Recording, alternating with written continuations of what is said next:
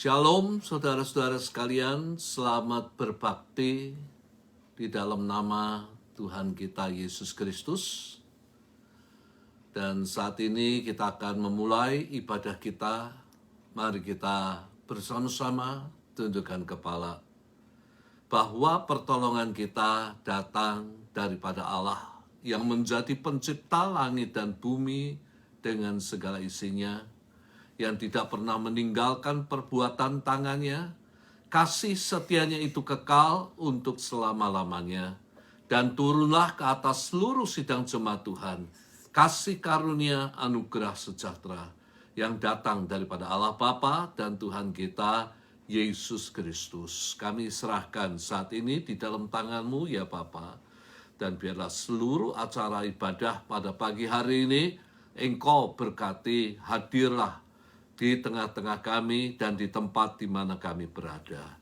Kami menyerahkan seluruh rangkaian ibadah ini di dalam tangan Tuhan, baik pujian yang kami naikkan supaya memuliakan nama Tuhan dan berkenan kepada Engkau dan menyukakan hati-Mu, demikian juga firman yang menjadi tuntunan dalam kehidupan kami. Kuduskan hamba-Mu yang memberitakan supaya firman ini benar-benar Tuhan menjadi tuntunan dalam kehidupan kami untuk kami berjalan di dalam kehendak Allah. Kami mau menyerahkan semuanya di dalam tangan Tuhan. Biarlah Engkau teguhkan, hadirlah dan teguhkan dengan mujizat, tanda-tanda yang heran yang Tuhan kerjakan di tengah-tengah kami. Di dalam nama Tuhan Yesus kami berdoa. Amin. Amin. Shalom. Puji Tuhan, saudara-saudara yang kekasih dalam Tuhan Yesus Kristus. Apa kabar? Saya harap dimanapun saudara dan jemaat berada dalam keadaan salam sehat, sukacita, dan tetap semangat. Kami dari BIC Salom mengucapkan selamat bertemu lagi dalam online service live Facebook. Kita percaya saudara sekalian bahwa Tuhan kita itu ajaib dan dahsyat, tetap menyertai kita sampai pada saat ini. Mari saudara-saudara, kita akan siapkan hati, pikiran kita dengan sungguh-sungguh tertuju kepada firman Tuhan yang sebentar yang akan disampaikan, yang selalu memberikan kekuatan baru untuk kita sekalian.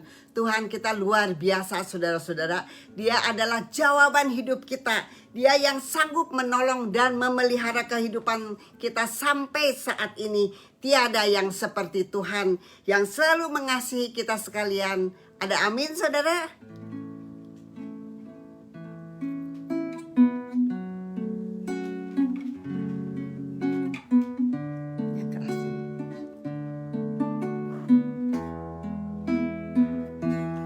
Tiada yang seperti Engkau, begitu mengasihiku.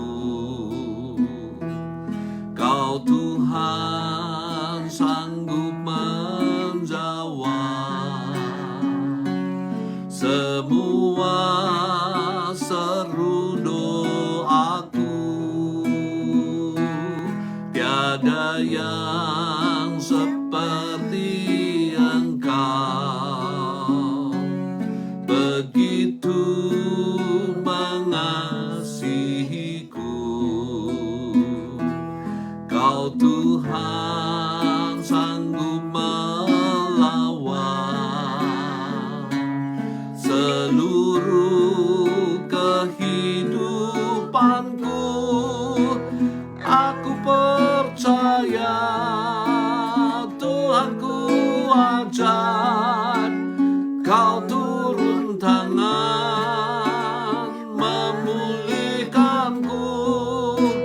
Aku percaya Tuhanku dahsyat.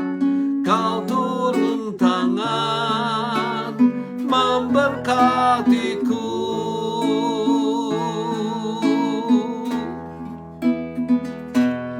Tiada yang seperti Engkau, begitu mengasihiku. Kau Tuhan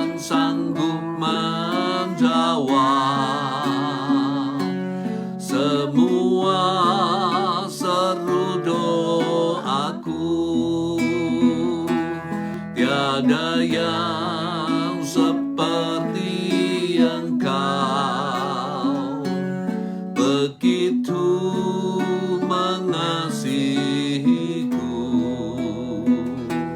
Kau Tuhan sanggup melawan seluruh kehidupanku. Aku percaya Tuhanku ajaib. Kau turun tangan memulihkanku. Aku percaya Tuhanku dahsyat. Kau turun tangan memberkatiku.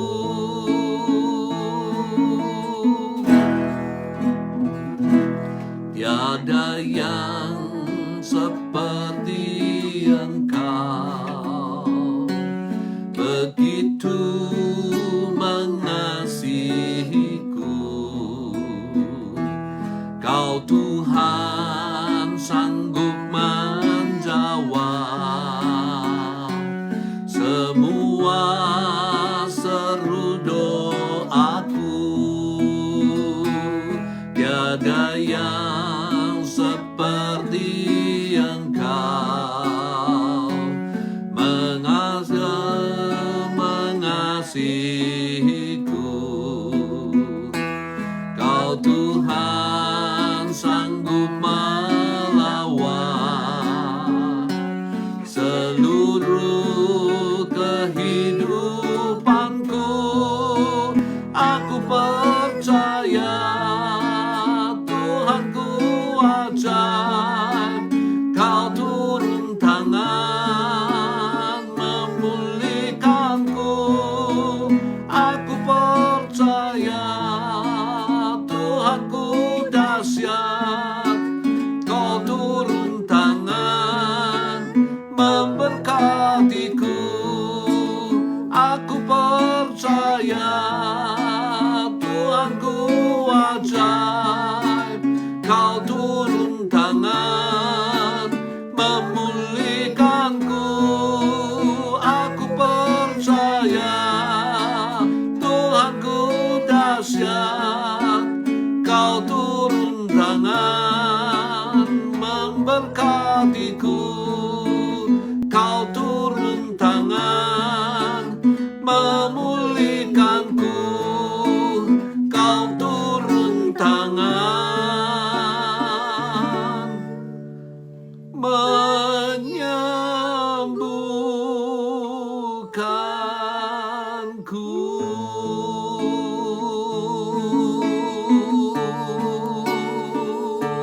Oh haleluya, Engkau dahsyat, Engkau ajaib. Haleluya, kami muliakan nama-Mu Tuhan. Tuhan Engkau ajaib, Tuhan Engkau dahsyat, Engkau ajaib, Engkau dahsyat. Kami muliakan nama-Mu. Oh haleluya, haleluya, oh haleluya. Engkau yang memberkati, Engkau yang memulihkan, Engkau yang menyembuhkan. Kami muliakan nama-Mu. Haleluya, haleluya,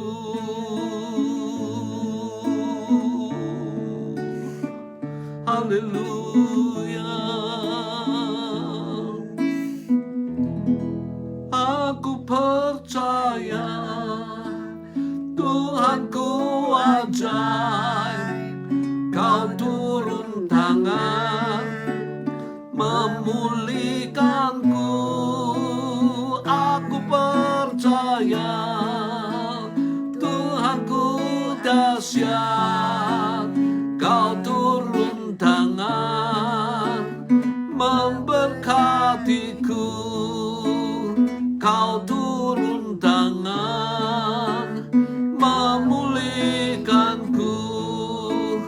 Kau turun tangan menyembuhkanku.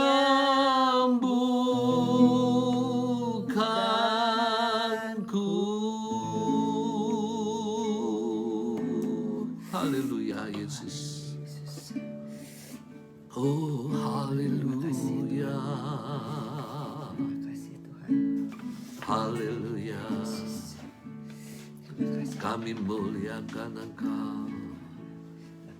Haleluya. Kami serahkan Tuhan saat ini di dalam tangan-Mu. Sungguh Engkau itu dahsyat.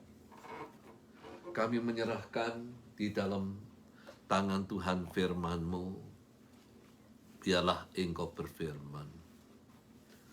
Dan biarlah Engkau memberikan kami hati yang taat kepada Engkau. Untuk kami boleh berjalan di dalam kebenaran-kebenaran firman-Mu. Karena firman-Mu adalah terang, adalah suluh yang menerangi jalan hidup kami, perjalanan kami, sehingga kami boleh sampai di dalam kerajaan-Mu yang kekal.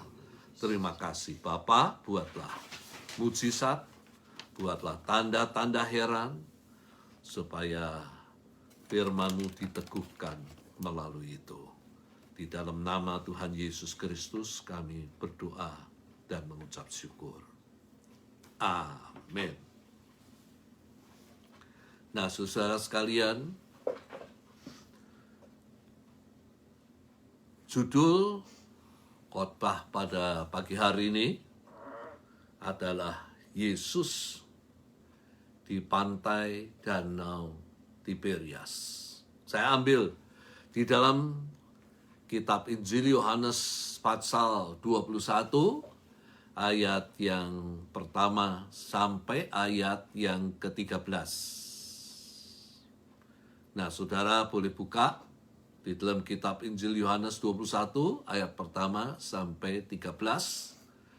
Saya tidak membacakan keseluruhan ayat-ayat ini, tetapi saudara sendiri yang membaca keseluruhan ayat-ayat ini.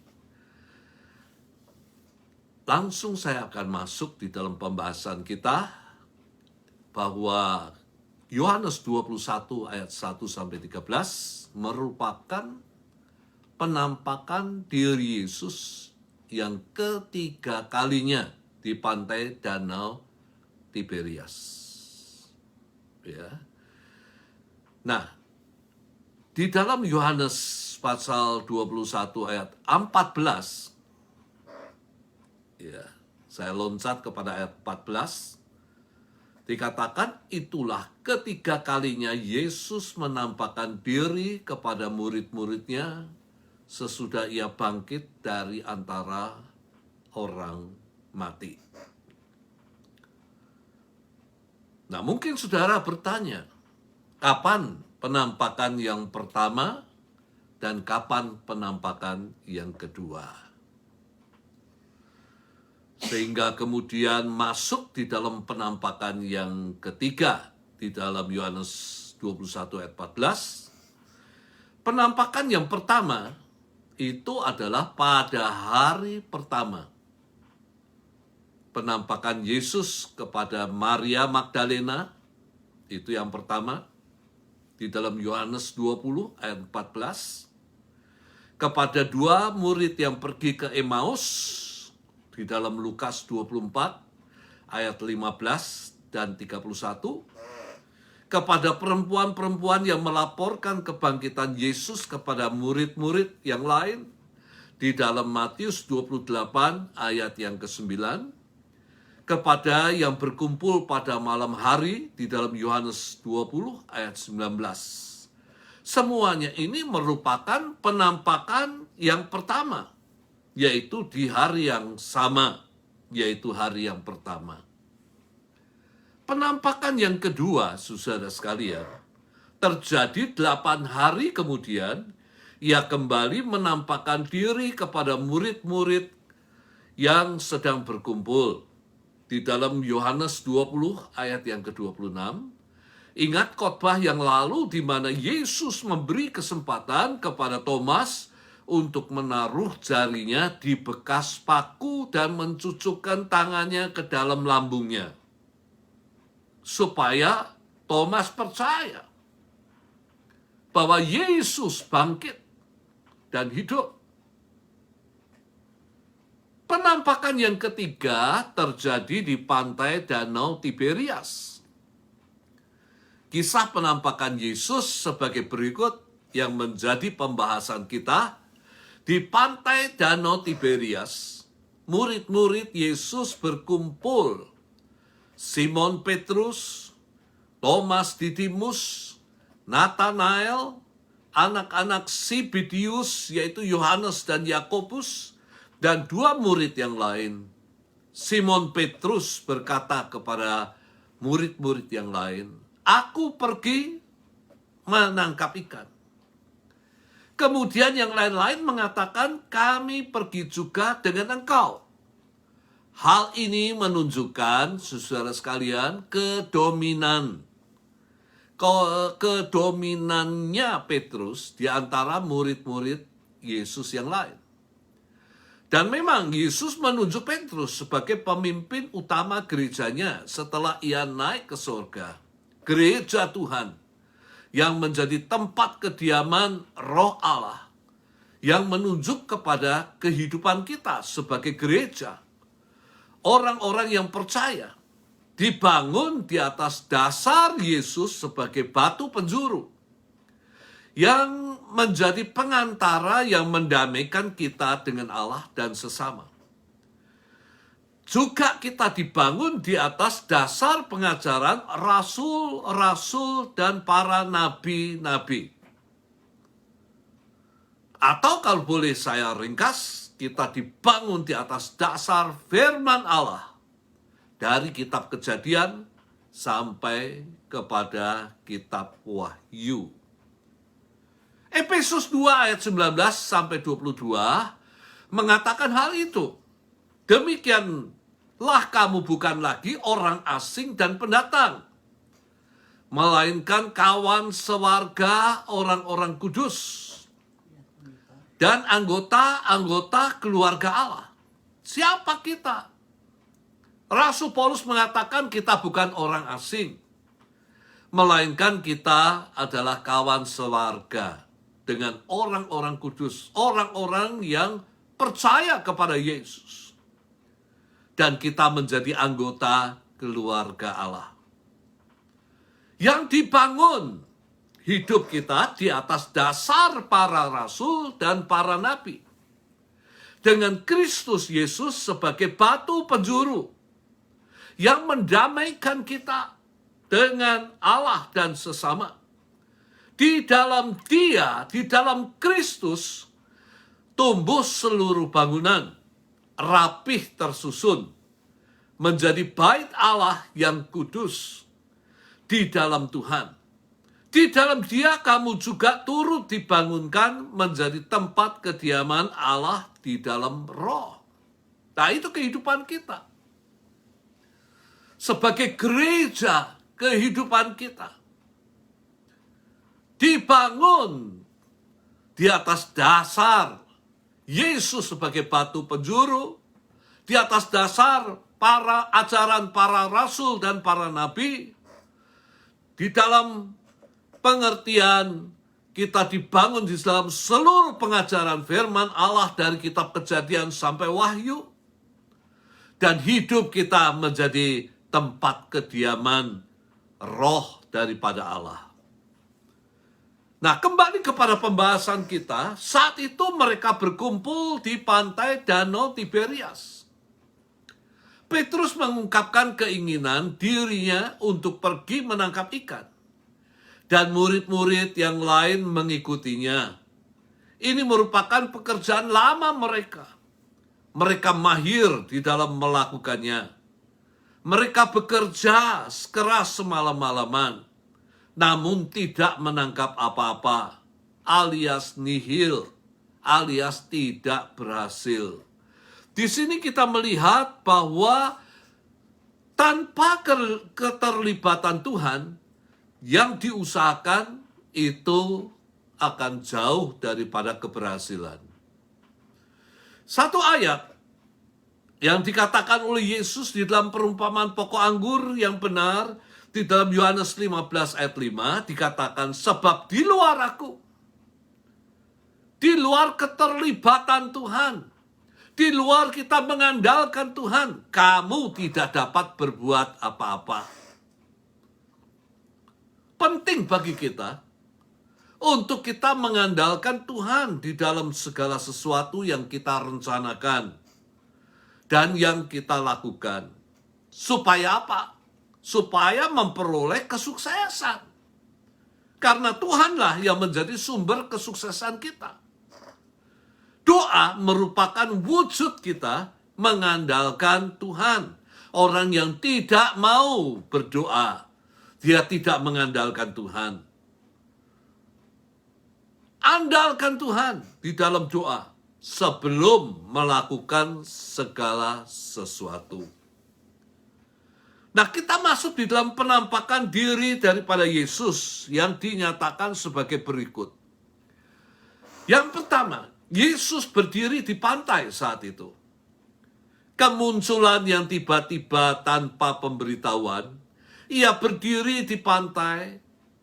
Seorang yang ahli Alkitab mengatakan, yaitu Barnes mengatakan bahwa murid-murid tidak dapat mengenali Yesus yang berdiri di pantai.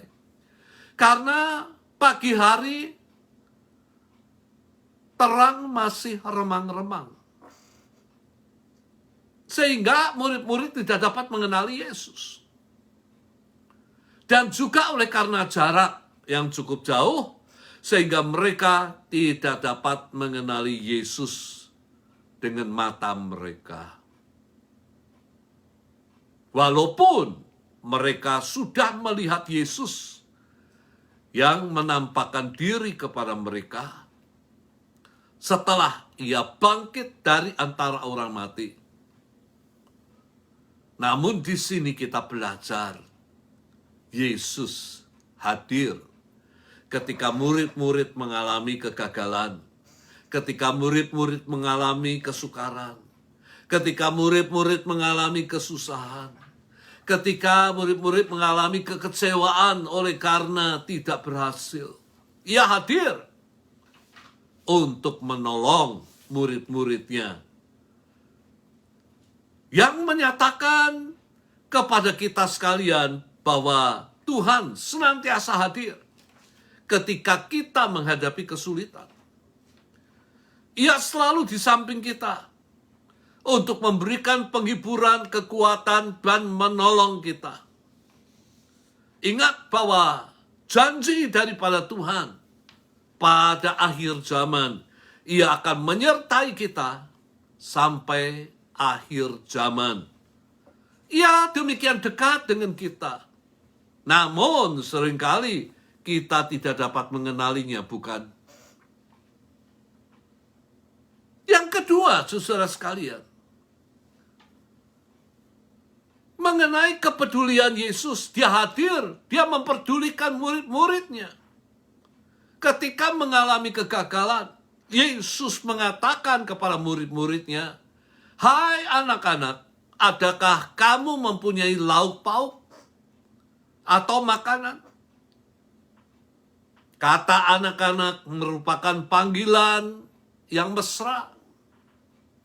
Panggilan yang penuh kasih. Panggilan sayang. Yang menyatakan siapa murid-murid sebenarnya di hadapan Yesus. Mereka adalah anak-anaknya. Karena dikatakan di dalam Yohanes 1 ayat 12, karena semua orang yang menerimanya, yang menerima Yesus sebagai Tuhan dan Juru Selamat, diberinya kuasa atau hak untuk menjadi anak-anak Allah, yaitu mereka yang percaya di dalam namanya. Sebab itu Yesus mengistilahkan murid-muridnya sebagai anak-anaknya yang Ia kasihi.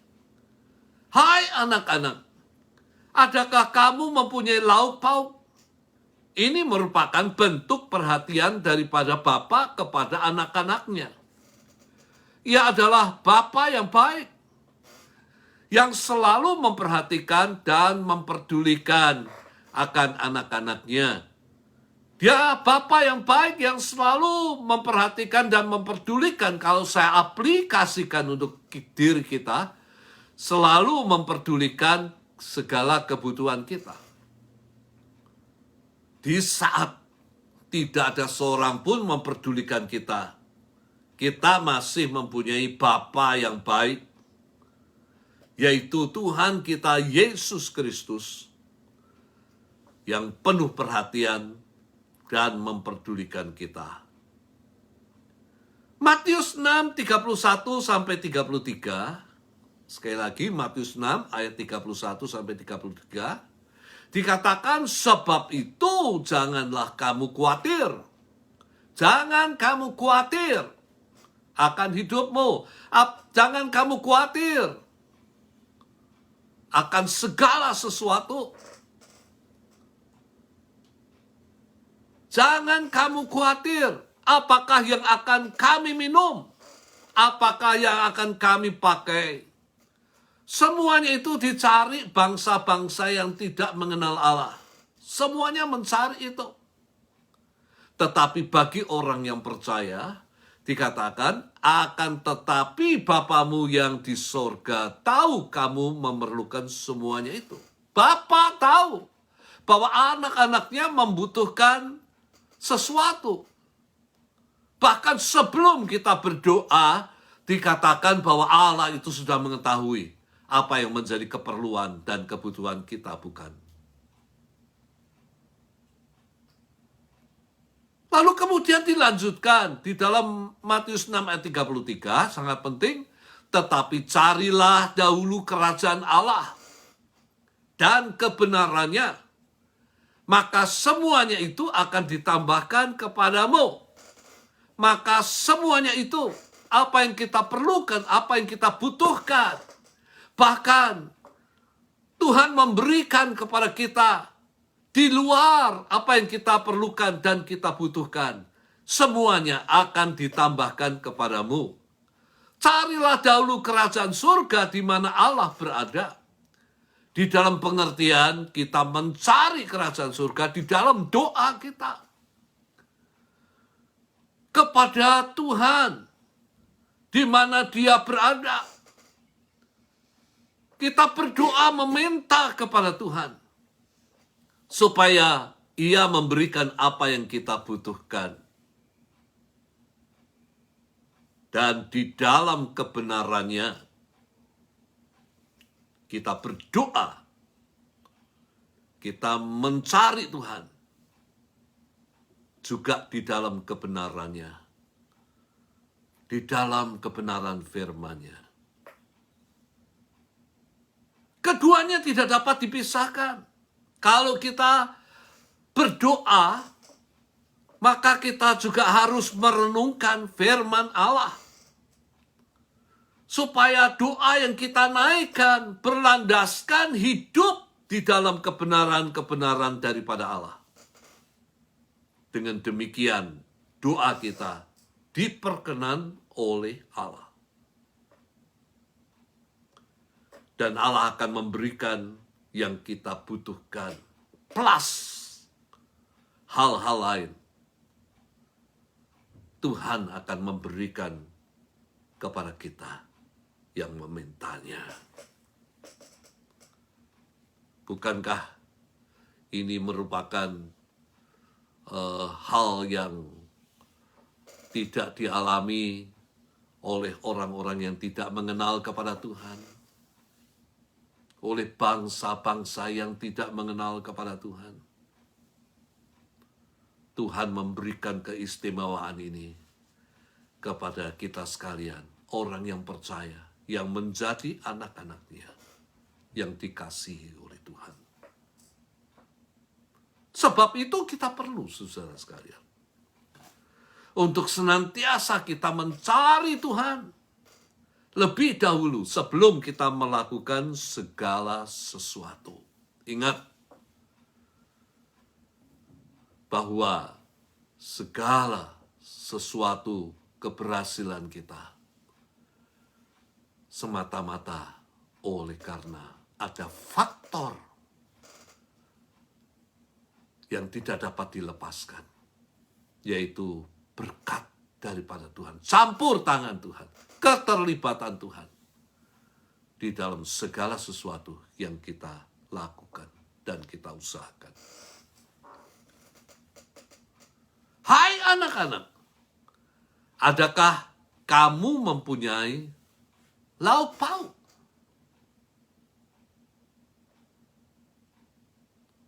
Jawabnya, tidak ada. Itu yang menjadi jawaban daripada murid-muridnya. Karena semalam-malaman mereka bekerja. Ternyata apa yang mereka lakukan gagal total. Tidak memberikan hasil apa-apa. Kemudian kita masuk ke bagian yang kedua. Yesus hadir. Yesus memberikan perintah. Tebarkanlah jalamu di sebelah kanan perahu. Maka kamu akan memperoleh. Latar belakang profesi murid-murid adalah nelayan. Pasti mereka sudah melakukan, menebarkan jalannya baik di kiri dan kanan perahu. Namun mereka mengalami kegagalan. Dan kalau Yesus minta supaya mereka menebarkan jalannya di sebelah kanan perahu, mungkin mereka merasa diajarin. Mungkin mereka merasa sebagai orang yang belum berpengalaman. Namun sesungguhnya mereka adalah nelayan-nelayan yang berpengalaman. Dan mereka tidak perlu pengajaran yang lain untuk hal itu. Mereka terbiasa untuk menangkap ikan. Dan mereka sudah melakukan itu semua. Namun di sini kita melihat bahwa Yesus memberikan perintah kepada murid-muridnya untuk menebarkan jala di sebelah kanan perahu. Bayangkan, andai kata mereka merasa pintar, saudara sekalian, dan kemudian mereka tidak mau menaati kata-kata Yesus, saya yakin mereka akan mendarat ke darat dan tidak membawa hasil apa-apa. Tapi kita melihat di sini bagaimana murid-murid mereka taat kepada Tuhan Yesus Kristus. Dan kita harus menelat teladan ini. Kita harus taat kepada Tuhan. Jangan kita melanggar apa yang Tuhan kehendaki dalam kehidupan kita. Dan ketika mereka menebarkan jalannya di sebelah kanan, apa yang terjadi? Mereka menangkap banyak ikan. Mujizat terjadi. 153 ekor ikan mereka tangkap. Bukan mereka menangkap teri. Mereka menangkap ikan yang besar. 153 ekor. Dan mujizat yang kedua dikatakan bahwa jala untuk menangkap ikan itu tidak koyak. Ini yang dikerjakan oleh Allah. Mujizat. Kalau kita itu taat kepada Allah. Jadi kunci kesuksesan, kunci berkat itu hanya satu, saudara sekalian. Yaitu ketaatan kita kepada Allah. Orang yang dengar-dengaran akan suara daripada Allah. Yang hidup di dalam kebenaran-kebenaran Allah. Pasti Tuhan akan memberkati kehidupannya. Melalui mujizat ini, maka Yohanes, murid yang dikasihi oleh Yesus, berkata kepada Petrus, "Itu Tuhan." Yohanes peka. Ketika melihat mujizat terjadi, dia sadar bahwa yang dapat melakukan mujizat hanya Allah. hanya Tuhan. Sebab itu ia menyadari kehadiran daripada Yesus di pantai. Itu Tuhan. Yohanes adalah murid yang dikasihi oleh Yesus. Ya. Karena apa? Karena firman Tuhan mengatakan Yohanes dikasihi karena ia murid yang hidup dekat dengan Yesus. Sebab itu ia peka terhadap kehadiran Yesus. Ia bersandar pada dada Yesus. Dia yang Yesus memberitahukan rahasia identitas murid yang mengkhianatinya, yaitu Yudas Iskariot. Saudara dapat membaca di dalam Yohanes 13 ayat 23 sampai 26. Dia yang berdiri dekat salib Yesus. Dan Yesus mempercayakan ibunya, yaitu Maria, kepada Yohanes, supaya ia menjaga dan memeliharanya seperti ibunya sendiri. Dan itu tertulis di dalam Yohanes 19 ayat 26 sampai 27. Ia yang pertama-tama percaya Tuhan bangkit. Tidak ada murid yang lain. Yang pertama-tama percaya bahwa Tuhan Yesus bangkit dan hidup adalah Yohanes. Dan itu tertulis dalam Yohanes 20 ayat yang ke-8. Saat ia mengenalinya adalah pada saat mujizat terjadi. Pada saat berhasil menangkap ikan 153 ekor. Ia yang pertama mengenali Yesus. Sebelum murid-murid yang lain mengenalinya. Ketika Petrus mendengar hal itu, saudara sekalian, maka ia merespons. Ia mengenakan pakaiannya, terjun ke danau menghampiri Yesus. Sedangkan murid-murid yang lain lebih sibuk dengan tangkapan yang besar. Dan ini menjadi pelajaran bagi kita. Apabila kita diberkati, jangan kita hidup hanya asyik menikmati berkat dan sampai melupakan si pemberi berkat, yaitu Yesus. Lukas 17 ayat 11 sampai 19 mengisahkan tentang 10 orang kusta. Ketika Yesus dalam perjalanan ke Samaria dan Galilea, maka 10 orang kusta ini berdiri jauh dan memohon belas kasihan Tuhan Yesus Kristus, supaya Yesus menyembuhkan mereka. Dan Yesus hanya mengatakan saat itu, tunjukkan dirimu kepada imam-imam. Karena imam-imam yang dapat menyatakan seseorang itu sembuh daripada penyakit kusta atau masih dijangkiti dengan penyakit kusta. Dan ketika mereka di dalam perjalanan, maka dikatakan bahwa mereka disembuhkan dengan ajaib. Kuasa Tuhan itu ajaib dan dahsyat menyembuhkan mereka sebelum mereka menampakkan diri kepada imam-imam. Namun di dalam cerita ini dikatakan bahwa hanya 1 orang dari 10 orang kusta yang disembuhkan yang kembali kepada Yesus, memuliakan Allah. Dan ini menjadi pelajaran bagi kita. Jangan kita melupakan Tuhan kalau kita diberkati. Tetapi kita harus lebih mengasihi Tuhan. Dekatkan diri kita kepada Tuhan, si pemberi berkat itu. Hal yang ketiga, itu sambutan Yesus.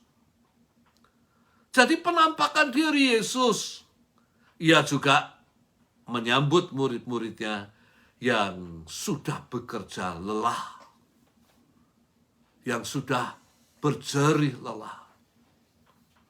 Yesus tahu bahwa mereka membutuhkan makanan.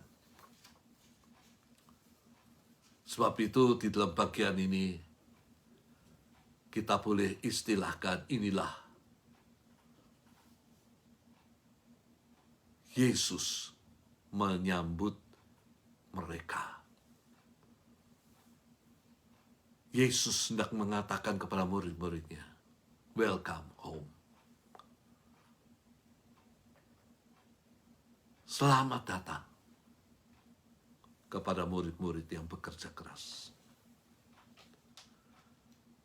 Dan murid-muridnya melihat ketika mereka tiba di darat bahwa mereka melihat ada api arang.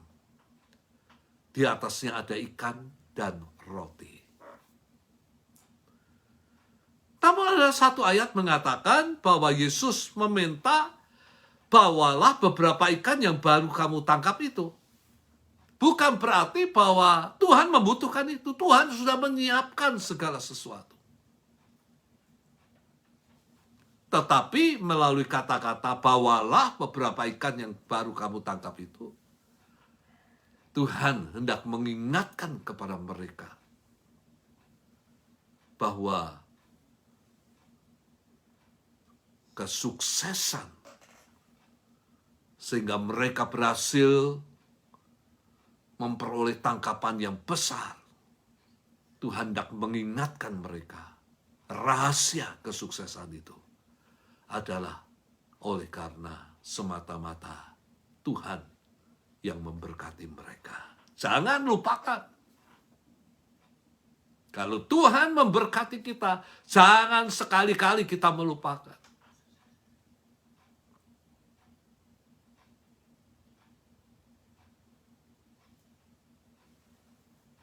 Tetapi hiduplah lebih dekat kepada Tuhan, lebih mengasihi kepada Dia. Yesus kemudian memberikan roti dan ikan kepada mereka.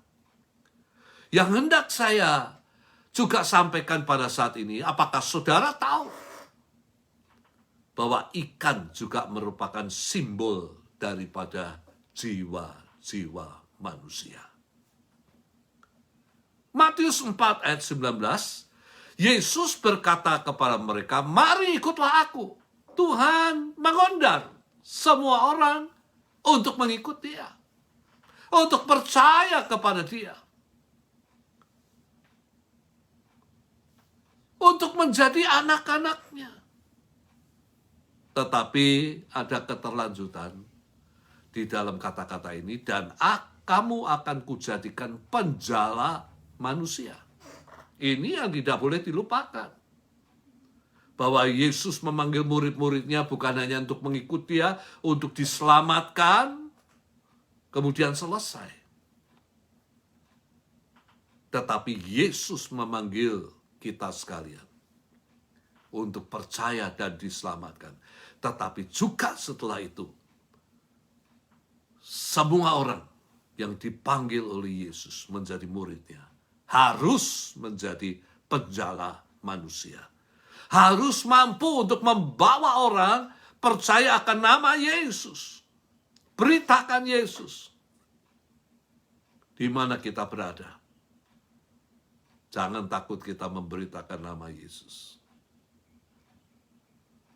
Supaya dengan demikian, saudara-saudara sekalian, pengorbanan Yesus di kayu salib tidak menjadi sia-sia. Inilah tugas yang Tuhan bebankan kepada gerejanya sebelum Maranatha Ia datang kembali.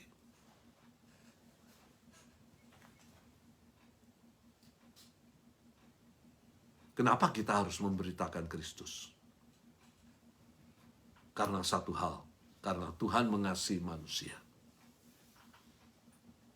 Dan tidak ingin ada seorang pun yang binasa di dalam penghukuman Allah. Supaya dengan demikian, pengorbanan Yesus di atas kayu salib tidak menjadi sia-sia. Dan pada saat hidup kita berakhir, maka Tuhan juga akan menyambut kita, welcoming home, di dalam kerajaan surga. oleh karena kita sudah melakukan apa yang Tuhan kehendaki, membawa jiwa datang kepada Tuhan. Sabaslah, hai hamba yang baik. Dan Tuhan akan menjamu kita di dalam kerajaan-Nya yang kekal. Amin. Mari saudara sekalian, kita akan masuk di dalam doa. Bukankah Tuhan kita itu ajaib? Bukankah Tuhan kita dahsyat? Saudara percaya Tuhan kita ajaib dan dahsyat, dan Ia masih dapat, dan Ia dapat membuat mujizat. Ia tidak pernah berubah sampai saat ini.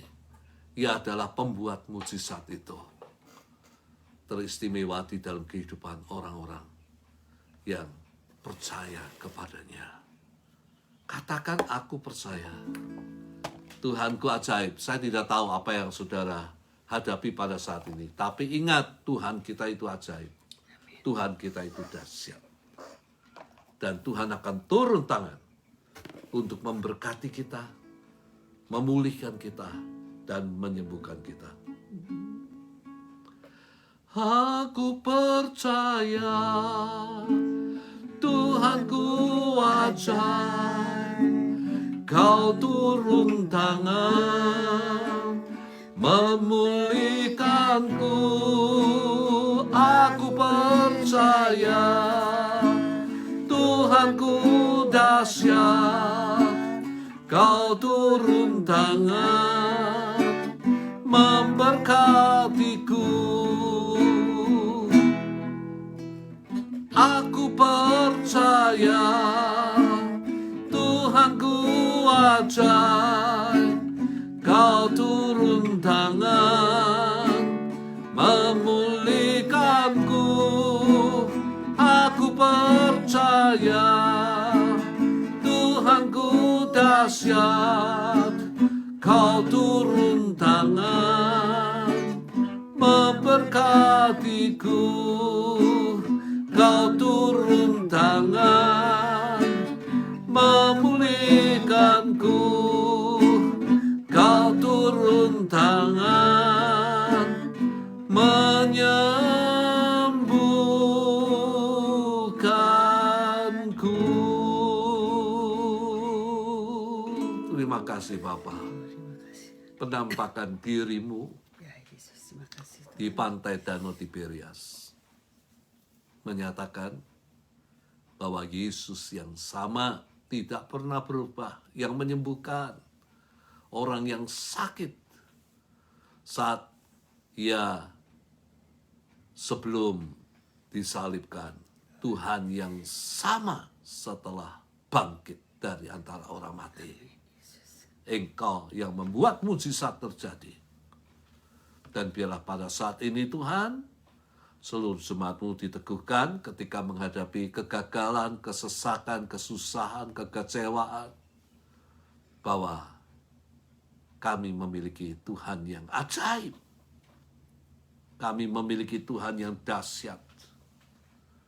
Kami memiliki Tuhan yang mampu turun tangan. Amin, Yesus. Untuk memberkati, untuk memulihkan, dan untuk menyembuhkan. Dan membuat mujizat-mujizat lain terjadi ketika kami mengalami kesulitan. Ketika jam kerja kami terpotong, Engkau mampu memulihkan. Ketika kami tidak memiliki pekerjaan, Engkau mampu membukakan jalan. Demikian juga ketika apa yang kami usahakan mengalami masalah Tuhan. Oleh karena COVID-19, kami percaya bahwa Engkau mampu Tuhan untuk memulihkan segala usaha pekerjaan kami. Kami mau serahkan dalam tangan Tuhan. Dan kami juga berdoa sekali lagi, lindungi anak-anak-Mu sekalian. Lindungi Tuhan akan dunia ini daripada wabah penyakit COVID-19. Sekali lagi kami mau serahkan dalam tangan Tuhan. Walaupun telah ditemukan vaksin, biarlah Tuhan, Engkau ingatkan kepada kami sekalian untuk tetap kami berjaga-jaga, dan itu merupakan bagian kami untuk tetap kami waspada, Tuhan, mengenakan mengikuti prosedur daripada kesehatan yang sudah diatur oleh pemerintah, supaya kami boleh tetap mencuci tangan, memakai masker, dan kami boleh tetap, Tuhan, menjaga jarak satu dengan yang lain. Kami serahkan di dalam tangan-Mu. Sekali lagi berkati anak-anak-Mu sekalian yang mengikuti ibadah pada hari ini. Hanya di dalam nama daripada Tuhan Yesus yang menjadi juru selamat kami yang hidup, kami berdoa. Dan kini saudara sekalian, kita akan mengakhiri akan ibadah kita pada pagi hari ini. Dimanapun Anda berada, tetap Anda harus menjadi saksi daripada Tuhan, supaya hidupmu memuliakan nama Tuhan. Angkat kedua tangan saudara, terimalah anugerah berkat Tuhan yang akan mengiringi engkau, mengiringi pekerjaanmu pada minggu ini, mengiringi apapun yang engkau lakukan pada minggu ini. Kasih daripada Allah Bapa, kasih karunia Tuhan Yesus Kristus di dalam persekutuan dengan Roh Kudus menyertai engkau saat ini sampai Maranatha Tuhan Yesus Kristus datang untuk kedua kali. Semua mengatakan amin. Akhir kata, saudara sekalian, saya dan istri mengucapkan sampai berjumpa lagi. Tuhan memberkati. Bye. Bye.